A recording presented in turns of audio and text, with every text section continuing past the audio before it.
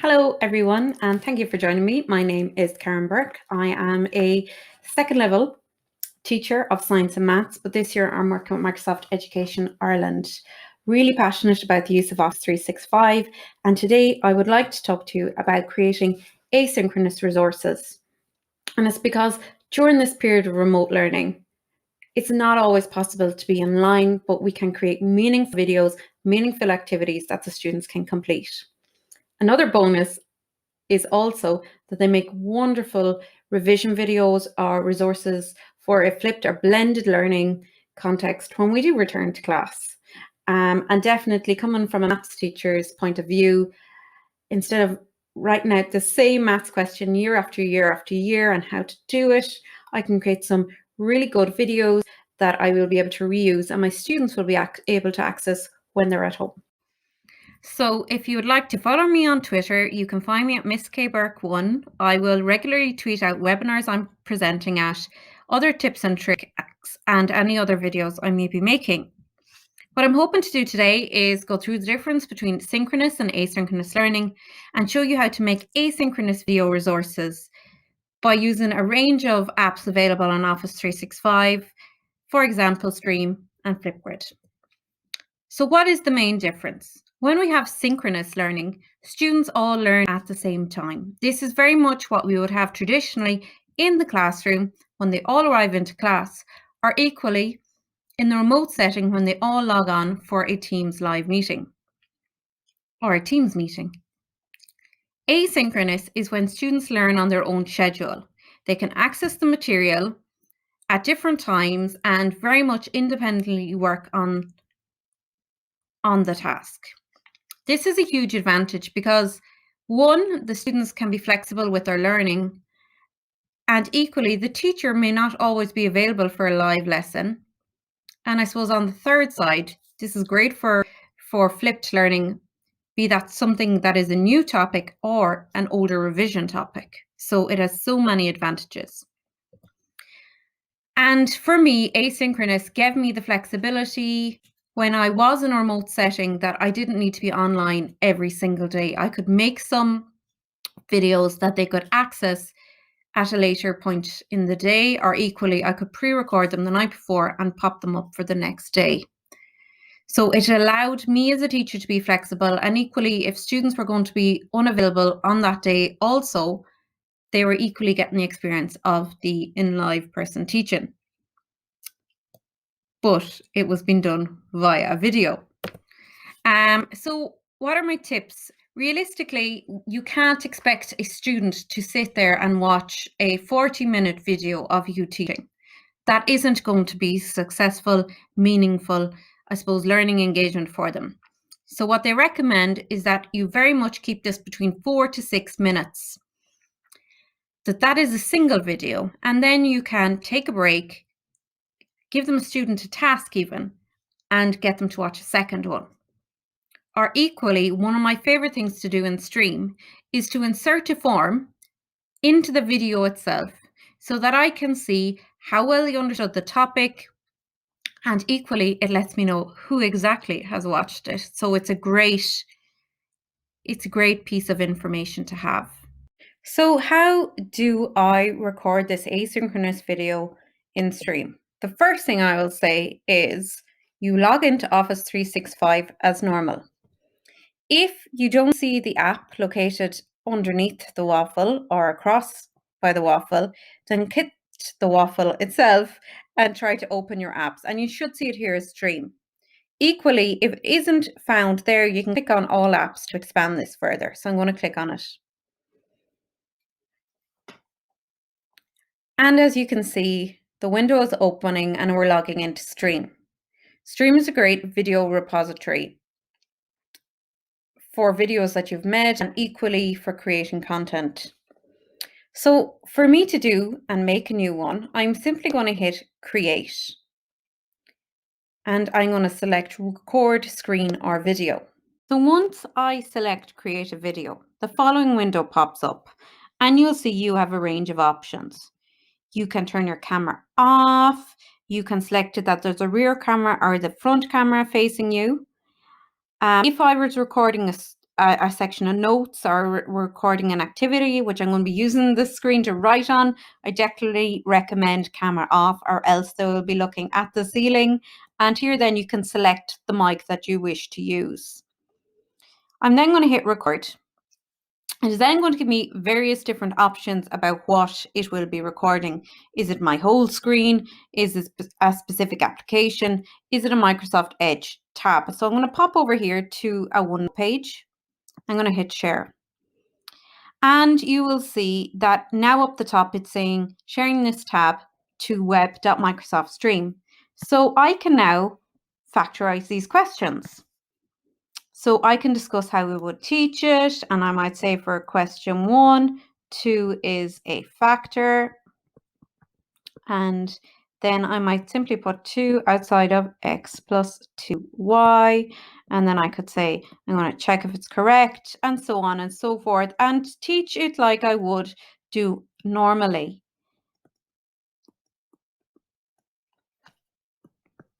When I'm finished making my video, I'm simply going to hit stop.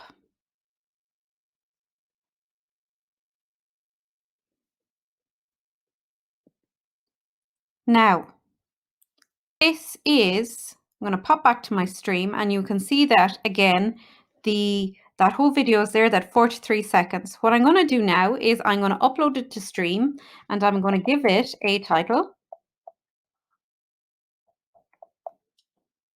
And I'm misspelling that title, Factorizing Equations.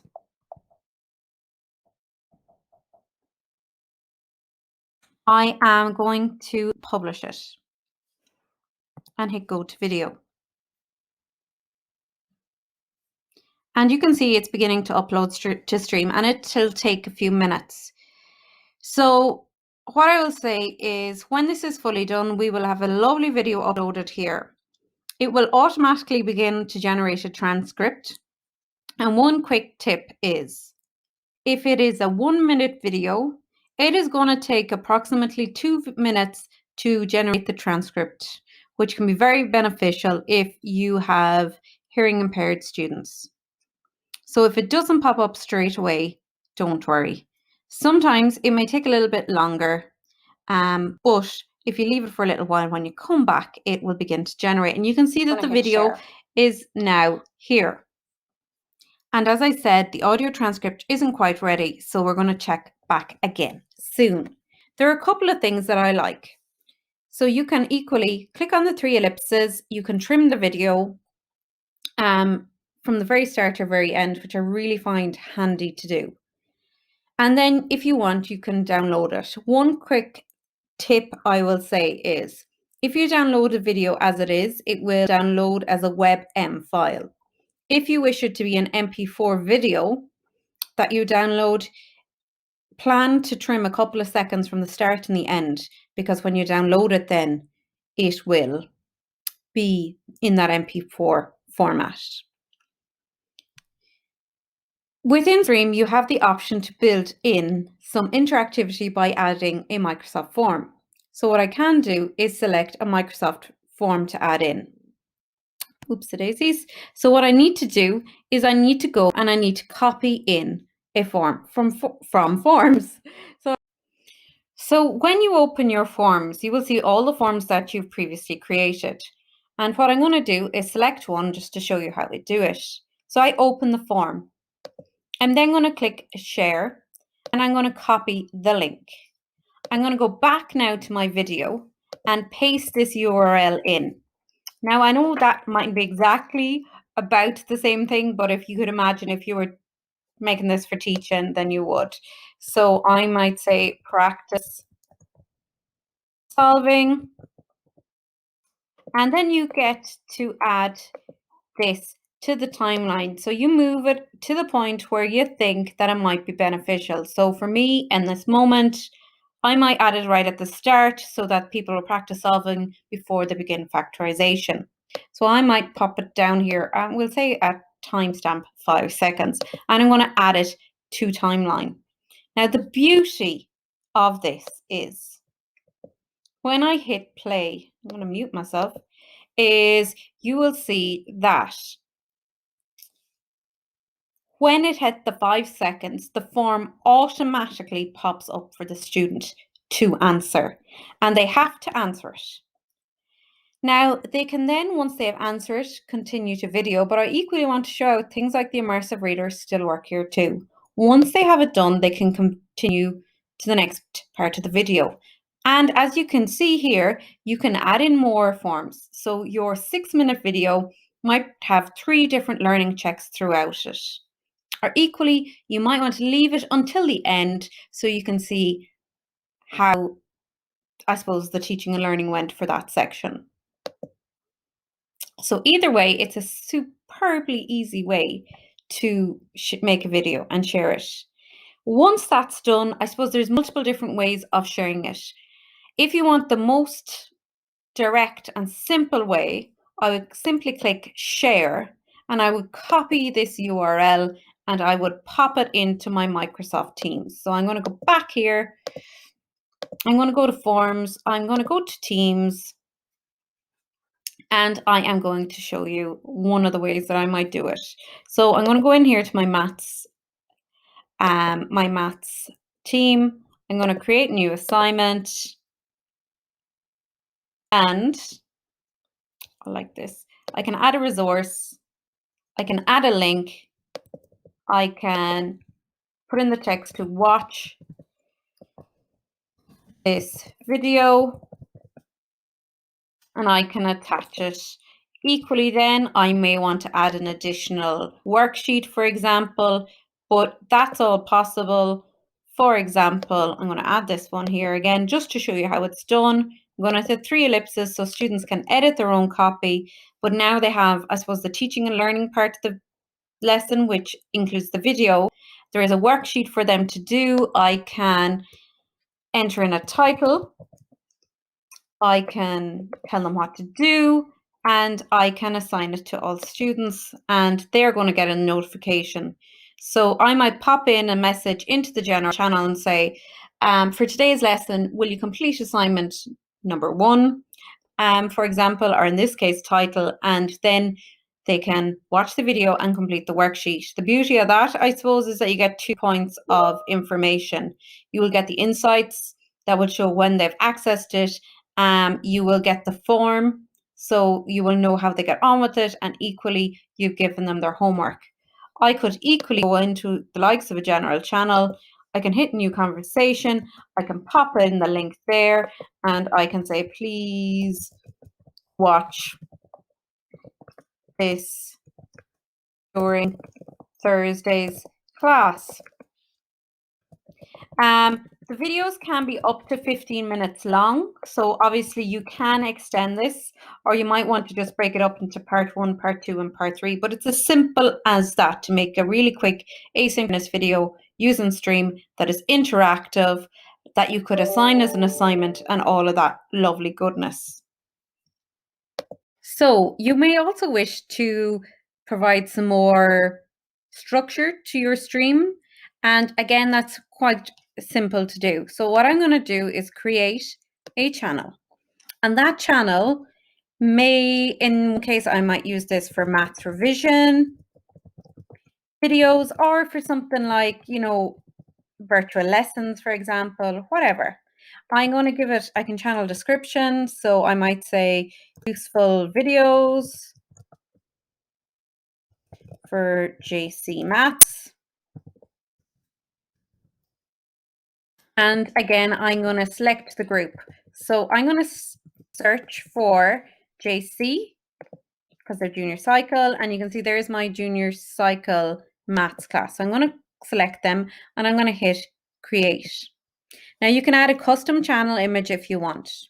You can see now I have made my channel, but how do I put my video in it? So what I'm going to go back here to the video first made, which was my factorizing video. Sharing this tab. And I am going to hit 3 ellipses and I am going to select add to group / channel. So I'm going to share with a channel. I'm going to search for my group and I am going to select I search for it. You can see there's my video and I'm going to save it. And I'm going to refresh this And you should see my video has popped in there. Now you can add to watch list, add to a group / channel. We can update the video details, for example, and so much more. And I know in this example, I showed you making, I suppose, a maths revision video. It's important to stress that that could have equally been my lesson for today. I just would have named it differently. I might have named it, say, maths lesson 27th of January, part 1. Especially if I want to make it quite a longer lesson, I would have broken it up into several parts so that the students could engage with it and take their breaks or do some activity in between them. Another thing I really like for creating these asynchronous experience for your students is Flipgrid. So at the moment here, I've popped into the My Science group and I'm creating a new topic called the solar system. And what I'm asking them to do is, at the end, it's can they explain the difference between sun, moons, and planets within our solar system? And I'm going to click on here to make a video. And you can see, just for the fun of this, by the way, if you haven't played around with it, it's definitely worth playing around with. You can have lots of filters and lots of fun things that you can utilize in it. So one of the things I like about this is when you want to record your face, just like you would in a lesson, all I'm simply going to do is hit record here. And I can introduce my topic, such as the sun, earth, and moons. So very much welcome to today's class, guys. At the end of today, we are going to be able to describe the difference between the sun, which is a star, the moons, and the planets within our solar system. And you're going to follow along this video, and at the end, you're going to record your own response so that you can share with me how you have understood it. Now, I love the fact that I can redo at the click of a button, and I love the fact I can flip this. What I like to do also now is sun, earth, and moons. I'm going to pause me there, is the fact I can add more. So I can very much make this into smaller videos into one bigger video. So I'm going to click and show you more. The real beauty in this is I can upload a clip, say if I'd made one in Strem, or I can record my screen. And if I record my screen, I can record a PowerPoint, I can record some OneNote notes, I can record, I suppose, whatever thing I'm working with online. So you'll see here now that it is going to capture my screen when I start screen recording. And once again, I get this option to identify where I want to share with. Is that my entire screen, an application window, or an Edge tab? So I'm just going to click on this. And I am going to go back here to my Microsoft Teams, come back in here to my science lesson. Now, the reason I'm showing you this is because there's a couple of lovely bits in it. So I'm going to go popping in here to my general channel. And I'm going to go into my class materials. Now, one of the things that I really like about Flipgrid is it's very easy for me to actually, I suppose, change and trim my videos. So you've seen how I could apply filters, but equally, so I could start to talk them through about the sun, explain about Mercury, start to develop this. I'm teaching, they can see me, which they like. They're seeing the stimulus, for example. And it's very much what I would say is it's a very natural thing, very similar to what it would be like in the classroom.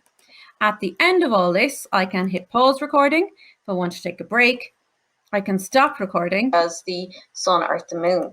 And what I mentioned is at the start,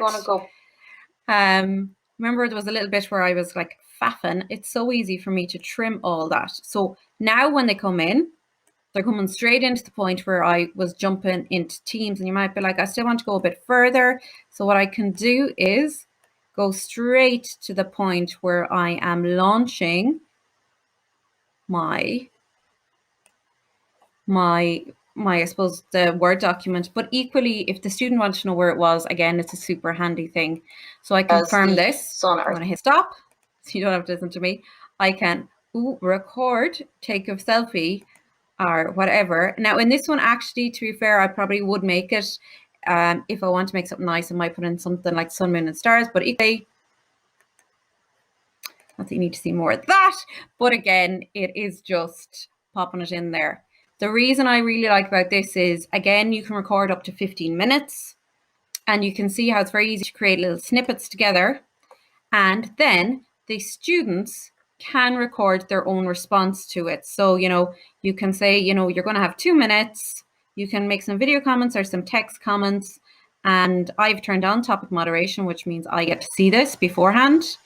And equally, very easy for me now to click on to share to Microsoft Teams. And if it's not going to work, I can select my team or channel. So I'm going to put in JC.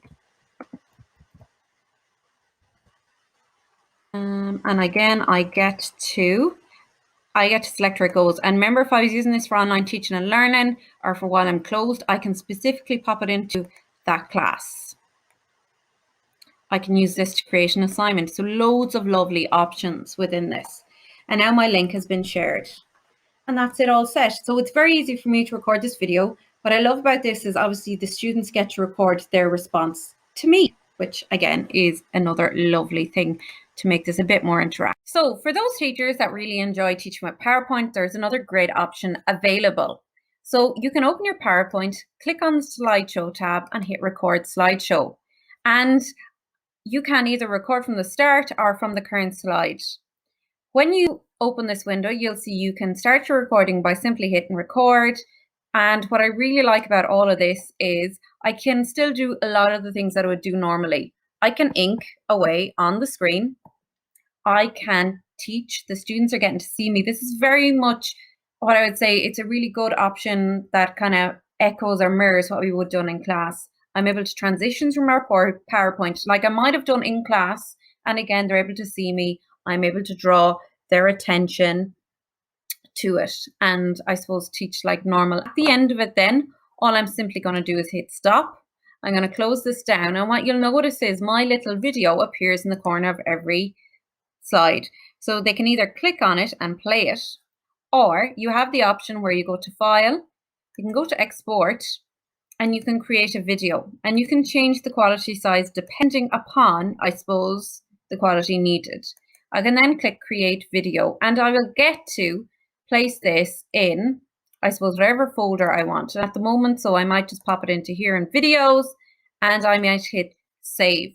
So it is creating the video, and it is going to export it for me to there. I can then go, and depending on how large the file is, I may want to put it into my class materials and share out the link, or equally, I could pop it in SharePoint and again, share the link with them, and they can go and watch the video. But all of them are equally good options. If you're looking for some more information and some more ideas, a great place to go is the Microsoft Educator Center, and you can sign in with your Microsoft account or your email, your school email.